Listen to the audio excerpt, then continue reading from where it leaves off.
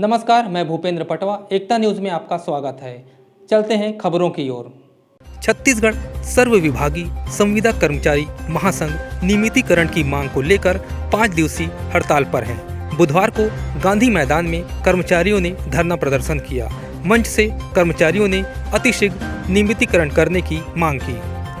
Urgent करो, permanent करो का नारा लगाते हुए सभी संविदा कर्मियों ने अपनी मांगे रखी। धरना के बाद एसडीएम को भी ज्ञापन सौंपा गया। संघ के अध्यक्ष उत्तम साहू सहित अन्य कर्मचारियों ने कहा कि सरकार ने अपने घोषणा पत्र में भी नियमितीकरण का वादा किया था। 4 साल बीत गए, लेकिन अब तक वादा अधूरा है। नियमितीकरण नहीं होने से संविदा कर्मचारियों सरकारी सुविधाओं से वंचित हो रहे हैं।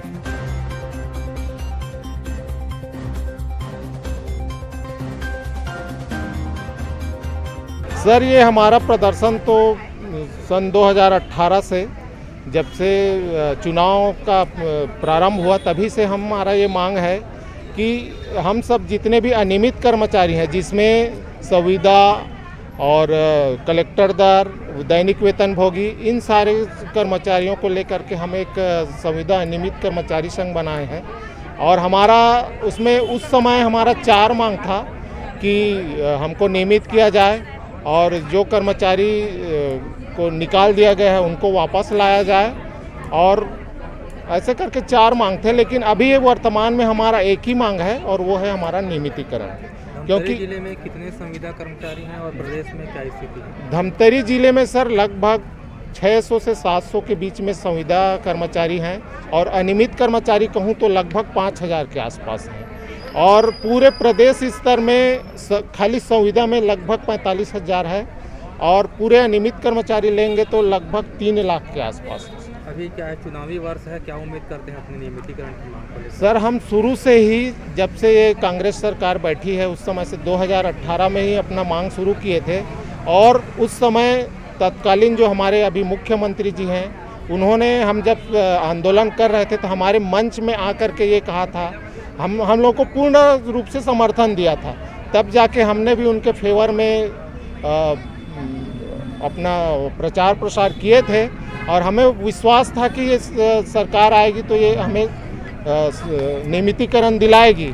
और उसके बाद जब कांग्रेस सरकार चुनाव जीत करके आई और भूपेश सरकार बैठी, उसके बाद हमने गांधी मैदान में रायपुर में 14 फरवरी 2019 को जब सम्मान समारोह रखे थे, उसमें स्वयं मुख्यमंत्री भूपेश जी आए थे और ये कहा था कि इस वर्ष किसानों का वादा पूरा किए हैं और आने वाला वर्ष जो है वो आप सभी अनियमित कर्मचारियों के लिए होगा करके। लेकिन सर, आज तक वो क्षण नहीं आया है कि उन्होंने जो वादा किया था वो निभाए। और अब हम आगे विश्वास करते हैं कि जो भी 5-7 महीने का टाइम बचा हुआ है उस टाइम पीरियड में, और अभी तो हम लोगों ने ये 5 दिन का निश्चितकालीन हड़ताल इसलिए रखे हैं कि इस दरमियान हम सरकार को एक अल्टीमेटम देना चाहते हैं कि वो 26 जनवरी को हमारा नियमितीकरण की घोषणा कर दे। सर, एक तो नियमितीकरण नहीं मिलने से जो हम जिस पदों पे हैं और उसी पदों में अगर नियमित होते तो हमारा जो वेतन होता वो भी हमको उससे बहुत कम दर में मिल रहा है, पहला।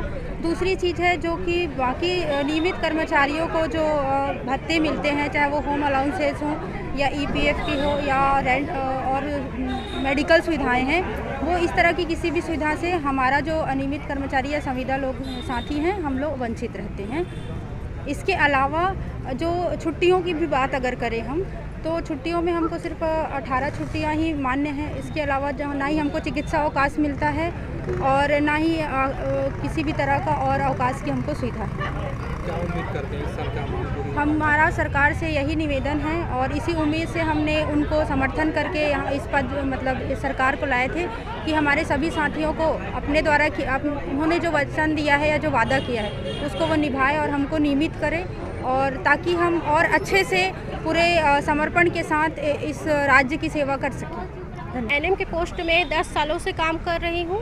10 साल में हमारा ज्वाइनिंग 2013 पे हुआ था। हम सिर्फ नियमितीकरण ही मांग रहे हैं, क्योंकि हम 10 साल में ऐसे कार्य किए हैं, कोविड काल से लेकर पूरा अभी तक जो भी टीकाकरण है, गर्भवती महिलाओं का ANC टीकाकरण है, ये सब हमारे ही द्वारा होता है, स्वास्थ्य विभाग के द्वारा। तो हम स्वास्थ्य विभाग की तरफ सरकार थोड़ा सा ध्यान देने की बहुत ज़्यादा आवश्यकता है। इसलिए मैं निवेदन करना चाहूँगी कांग्रेस की सरकार से कि हमारा नियमितीकरण किया जाए, हम सभी का किया जाए। कोरोना काल में तो हमने रात दिन अपना 24 घंटे की ड्यूटी दी है सर। अब हमारे भी छोटे छोटे बच्चे रहते हैं, उनको छोड़कर हम हर एनी टाइम 24 घंटे की ड्यूटी करते हैं। तो सरकार से मैं निवेदन चाहती हूँ कि हमारा नियमितीकरण सभी विभाग का किया जाए, संविदा कर्मचारियों का। एकता न्यूज़ में आज बस इतना ही। अगले बुलेटिन में फिर मिलेंगे, तब तक के लिए नमस्कार।